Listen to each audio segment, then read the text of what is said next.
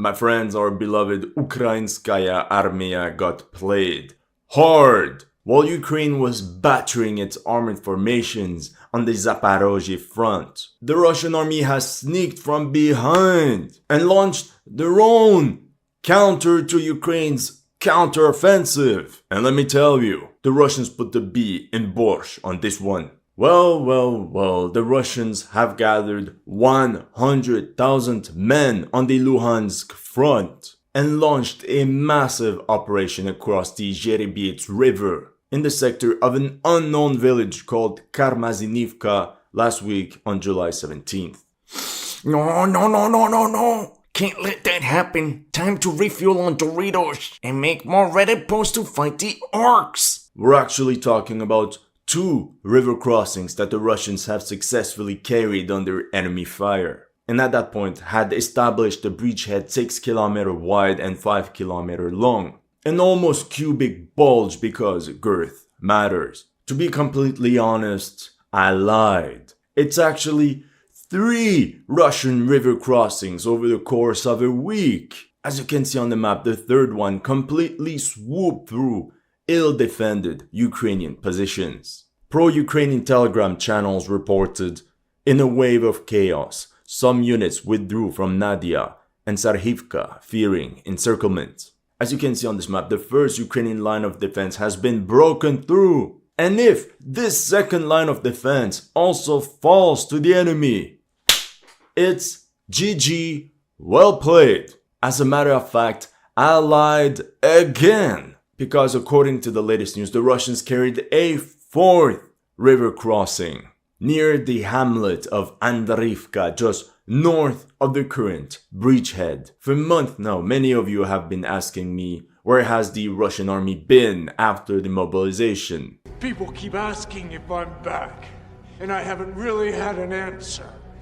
But now, yeah, I'm thinking I'm back. Well, the Russian army's back. Because Russian assault squads are actually attacking all over the Luhansk front line. Without a doubt, the goal of this Russian offensive is to reach the Oskol River. You see, the front barely moved in the Luhansk sector between November 2022 and July 2023. So because of how quiet this sector became, for Ukraine, this area traditionally acted as a donor of troops for other parts of the front. Ukrainian units that remained in position there were often weakened and depleted. But more importantly, they neglected to build any type of large-scale defense systems. There was no organized networks of fortifications, minefields, or even defense in depth.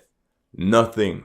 Now on top of that, in order to send food, ammunition and spare parts to all these Ukrainian forces positioned along the northern front, they have to use supply roads going across the Oskol River. One supply road goes through the bridge at Kupiansk, another through the sector of Senkove, and the third is passing through the major hub of Borova. As you can see, all these are logistical choke points because of the river.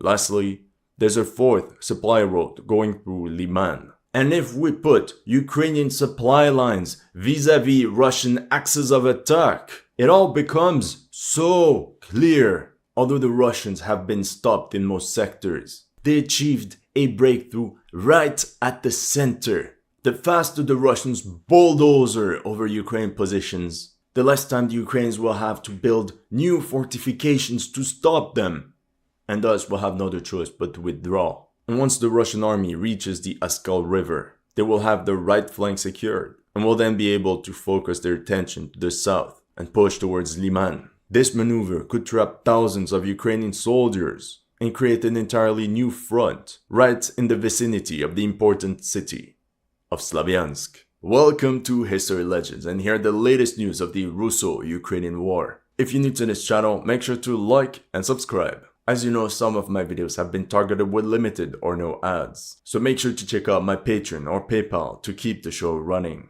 Thank you to everyone that has already helped, and welcome to the headquarters. So how exactly did the Russians achieve this breakthrough from a tactical perspective? On the 2nd of July, the Russians sent more and more recon units forward along the Luhansk front line, namely against the village of Novoselivske. This is when the Ukrainian General Staff was low-key on high alert. All their attention was on breaking through the Russian defenses in Zaporozhye, when surprise, surprise, the enemy is at the rear. And do you remember this article I showed you from Forbes posted on the 5th of July? Well, that 32nd Mechanized Brigade that supposedly deployed somewhere quiet. Turns out they were deployed near Borova, because the Ukrainian General Staff must have noticed these very suspicious Russian concentration of forces and needed urgent reinforcements, while at the same time avoiding creating panic among their own ranks. Since the Russians couldn't break through the first line of outposts,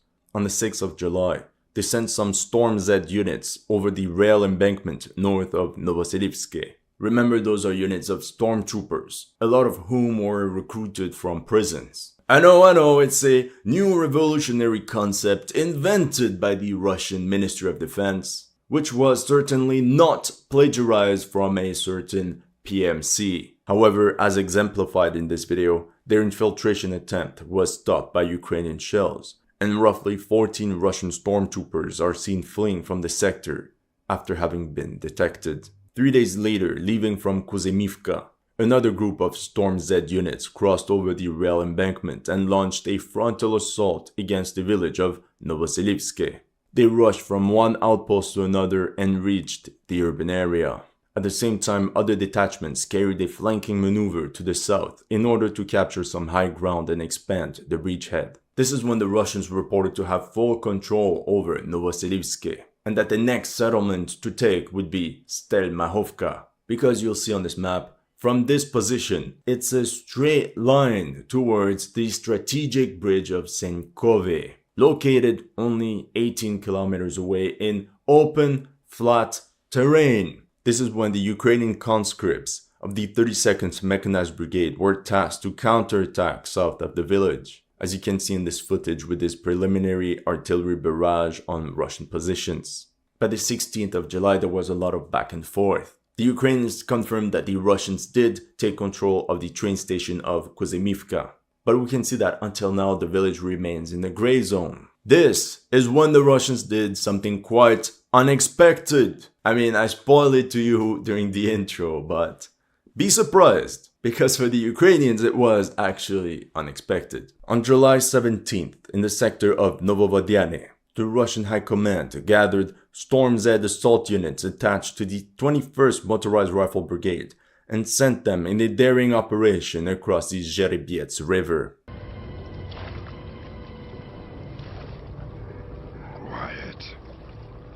In the end, the former Wagnerians crossed the river and immediately established a solid bridgehead on this small hill. For 3 days they held in this forest, entrenched themselves, then used the natural camouflage of the trees to avoid detection, which helped them repel one Ukrainian counterattack after another. The Ukrainians did send some mechanized infantry forward, but due to poor coordination, multiple units got caught in open terrain. They suffered losses and had no other choice but to retreat from the battlefield. By the 21st of July, the Russians successfully stormed these other two forests. As opposed to bulky columns of armored vehicles lined up back to back like the Russians tried to do in the past, it's mostly small infantry unit infiltrations supported by drone-guided artillery. This is pure #Wagner tactics. By the 23rd of July, the Ukrainian first line of defense collapsed as the Russians achieved a 5-kilometer breakthrough from their starting positions.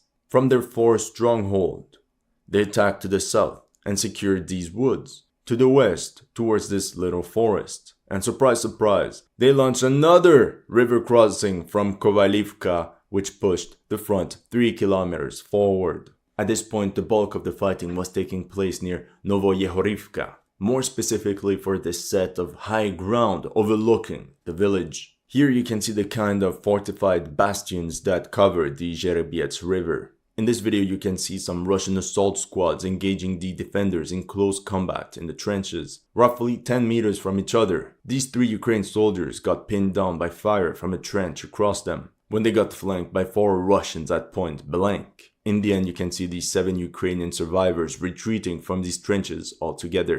The next day, on July 24th, the Russian armed forces crossed the Zherebiets River again, this time 4 kilometers to the north near the village of Raihorodka. Now, it's obvious that the Russians carefully planned this entire operation, with multiple diversion attacks all along the front line to disperse Ukrainian reserves and then strike right at the center. A bit like Marlborough and Prince Eugene did during the Battle of Blenheim. We can also suppose they used the large urban area of Svatove to camouflage their concentration of assault detachments. According to certain reports, the Russian 15th, 21st, and 74th Motorized Rifle Brigades were meant to act as spearhead for the offensive. In the end, the Russians pushed west towards this road in the direction of the small settlement of Nadia. Shortly after, reports on the ground mentioned how Ukrainian forces had left their positions from the village of Serhivka. To be honest, if we zoom in, I can't see a single building. At this point, it's essentially a hilltop with a name. The next day, the Russian 15th Motorized Rifle Brigade secured Serhiva for good. This allowed for two things: the full control of the west bank of the river, and the Russians being able to push their tip in the rear of Ukrainian troops overlooking Novoyehorivka. At this point, the Russian army is extremely close to physically linking up their three breachheads, if it's not already done, which would make any Ukrainian counterattack extremely costly. Instead of digging in, Russian assault units kept their momentum going and shattered Ukrainian positions over 5 kilometers, and finally captured the settlement of Nadia along the way. Meanwhile, the Russian tickling proved too much and Ukrainians abandoned the high ground over Novoyehorivka. And because of that, subsequently, they lost control over the village. Now they only control the village just next to it and the 4 woods behind it. To be honest, this is their last stronghold before the decisive battle. And according to the latest reports, the Russians launched yet another river crossing near Andrivka. And if we look at this elevation map, it all makes sense. This is the Zherebiets River and the positions that the Russians have captured. And here's their high ground based on the axis of the villages of Piersho-Travneve, Kopinki, Novoserhivka, and Cherneshchina. The Russians are literally about to storm the important road junction at Persho-Travneve. And according to the latest reports, the Russians are also probing the defenses in the sector of Cherneshchina. If the Russians break through this line, pure open ground for 15 kilometers. Perfect for armored formations. Whoops! Coincidence alert! Russia has 2 entire tank divisions and 900 tanks waiting in reserve. Once the Russians reach Borova, things will go from bad to worse. However, for this offensive to work, the Russians have to make sure to keep pressure on both flanks to pin down as many Ukrainian troops as possible. Let's start on top near Kupiansk. The front line there essentially didn't change since November 2022, until the Russians launched a surprise attack from Masyutivka across the forest north of Kupiansk on the 27th of May. In this video posted by the Ukrainians, you can see how dense the forest is in the sector, but then it's all flat fields that could allow a massive Russian breakthrough. So the Ukrainians sent a lot of reinforcements there to halt the Russians before it's too late. On the 13th of July, some Russian detachments launched a sortie from Liman Pershie and captured a couple of Ukrainian outposts on the way towards Sinkivka. All they had readily available in the sector was the 14th Mechanized Brigade, which apparently has been filled up with conscripts in the last few months. All I could find were these many pictures of very young and older recruits within their ranks, which could confirm this theory of troops through mobilization. On the 18th of July, the Russians attacked once again and forced the Ukrainian 14th Mechanized Brigade to withdraw from the railway station, followed by another withdrawal south of Liman Pershie. What's dangerous is that the Russians have hidden an unknown number of tanks in this area, ready to intervene the opportunity arises, like this T-90M you can see on screen. If the Russians manage to clear through this forestry and reach the east bank of Kupiansk, this would turn Senkove and Borova as the only escape routes for all these Ukrainian troops deployed on the front. So in order to avoid a complete debacle, the Ukrainian General Staff urgently dispatched the elite 13th Airborne Assault Battalion to the sector. Meanwhile, the Russians also pushed to the south. On the 11th of July, the Russians launched 2 attacks, the first one by detachments of the 21st Motorized Rifle Brigade in an area nicknamed the Zhuravka Ravine, right outside of Nevsky. This one didn't really work out. And another attack where the Russians pushed straight into the suburbs of Torske. Here you can see the Ukrainians shelling the eastern outskirts of the town of Torske, proving that some Russian troops did in fact reach that far. And here's the geolocation on the map of the furthest point of advance of the Russian army. Meanwhile, here you can see footage of Russian medics of the 74th Brigade rescuing wounded soldiers that were left behind after the main assault. Because turns out the Russian attack had failed. The Ukrainians counterattacked and pushed back the Russians out of the outskirts. Meanwhile, the Russians also snatched some bits of the forest plantations south of Dibrova. But as you can see in this video, many parts of it can hardly still be called a forest due to the constant shelling. Truth is, this forest is a nightmare for the Russians. That was a front line on November 1st. And here's the situation almost 9 months later. Russia only managed to clear an extra 4 kilometers of the forest plantation. Here you can see a very rare first-person shooter experience from a Russian trench somewhere in that forestry. It's very claustrophobic, where infantry does the bulk of the fighting at close range. However, this area is extremely sensitive for Ukraine. That's because if the Russian armed forces were to break through Torske, they could ram right into Liman, and from there either push north to encircle the Ukrainian troops east of the Oskol River, or even south towards the Seversky Donets River, thus bringing the battle right in front of the major city of Slavyansk, which would also pose a great threat to the logistics of the Ukrainian grouping in Siversk. For this reason, Ukraine transferred part of the 44th Brigade from the Chernihiv region to Liman, about 2,600 soldiers, equipped with 50 Wolverine APCs, 20 Valuk light-wheeled armored vehicles, and 5 BTR-4s as reserve for the Liman grouping. They also sent the Slovenian-made M55S tanks to the sector as reinforcements. Those were modernized with the British 105mm L7 gun. And we know where they were deployed because of this video of the first recorded loss of an M55S tank through a direct hit of a 152mm Krasnopol round. And fun fact, here's the second recorded loss of an M55S that was closely tracked by an enemy drone.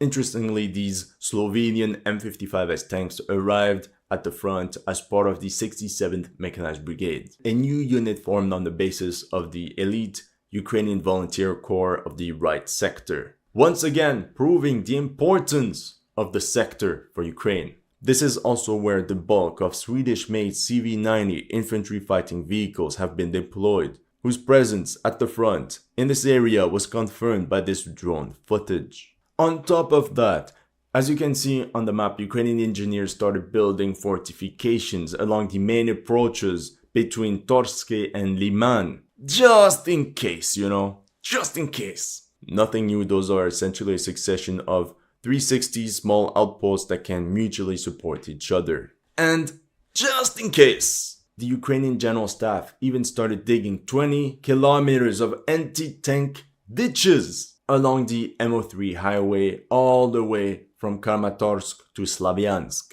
Once again, beefed up by multiple trench networks like this one you can see on screen along the way. Many concrete bunkers were also spotted in this area, meant to be buried into the ground for these trench bastions. In conclusion, the southern part of this front was by far the most critical for Ukraine. And like we've seen throughout the video, it came at the expense of other areas. That's all I have for you today. Let me know in the comment section what you thought of my analysis. If you're new to the channel, make sure to like and subscribe. And if you want to support my work, make sure to check out my Patreon or PayPal. The link is in the description below.